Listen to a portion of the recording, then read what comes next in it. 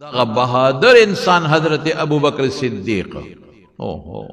وی ټیک نشم او د بیت الله مخکې مې اعلان وکړ چې اشهد ان لا اله الا الله واشهد ان محمدا عبده ورسوله او حضور پاک علیه السلام په ما باندې هم غزارونه شو په نبی علیه السلام هم غزارونه شو وی داسې وینې شم حضرت ابوبکر راکوټې سړی نو لوی د خانداني سړی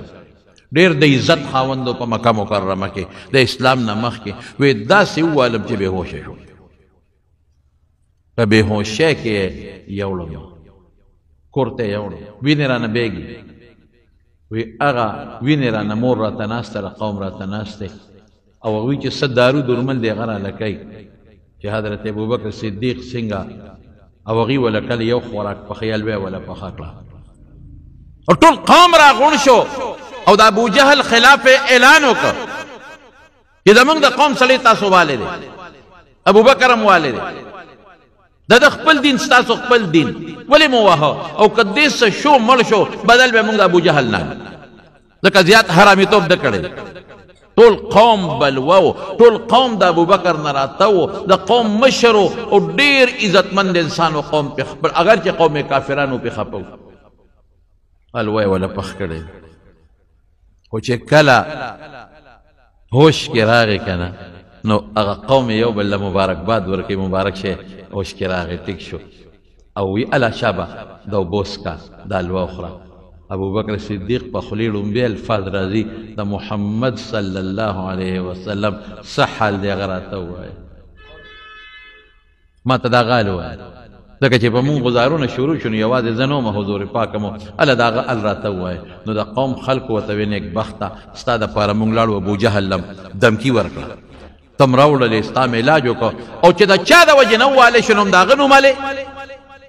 وی چې تر څو ما ته دا پته نه لګېدلې چې حضور پاک څنګه دی قسم په خدای که د نوړی مې تېرېږي که دا الوا او دا خوراک مې د جبې له وررسېږي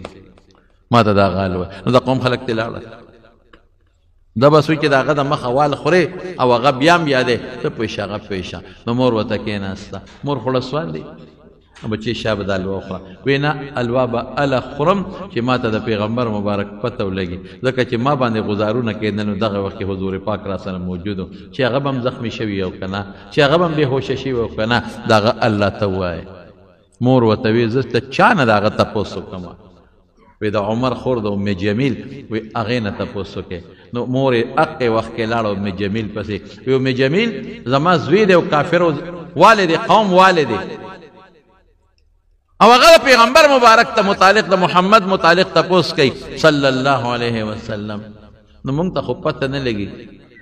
هغې ځان ناغرضه کړه وی څوک ابوبکر ده خو ابوبکر نه پېژنه مطلب یې ده چې هسې نه زما ته څه سازش جوړوي او که څه چل کوي ځکه دې وخت پورې د ابوبکر مور هم لا مسلمانه نه وه بیا مې ورېږه یاره ستا زوی دی او چې ته دومره جاړې زه به لاړ شم وبه ګورم نو وبه یې ګورم نو راله ورسره را روانه شوه چې را روانه شو نو ابوبکر ورته وی ام جمیل وی د رسول الله مبارک څه حال دی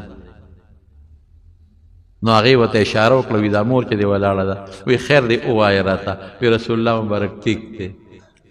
برابر دی نو مور ورته وی بچې اوس خو دې زړه مطمئن شو که نه اوس حلوا وخوره وی قسم په خدای چې په سترګو مې نه لیدلې نه خورم حلوا نو وی چتې کوې هغې د هغه زخمونو سره نو رسول الله مبارک لی بوته حضور پاک به دار ارقم کې نو چې ورننوته نو پیغمبر مبارک چې وجود ته وکتل چې ټول زخمي زخمي دی وینې ترې بهېدلې دي نو پیغمبر مبارک هم ورته وجړل حضرت ابوبکر هم وجړل او پیغمبر مبارک ته ورتر غاړه وته وی الله رسوله چې ته مې روغ رمټ ولیدې غمونه ټول ختم شو چې ته مې روغ رمټ ولیدې دردونه او زخمونه ټول لاړل جوړ شو ټیک ټاک شو ماشاءالله دا تکلیفونه تیر کړي صحابه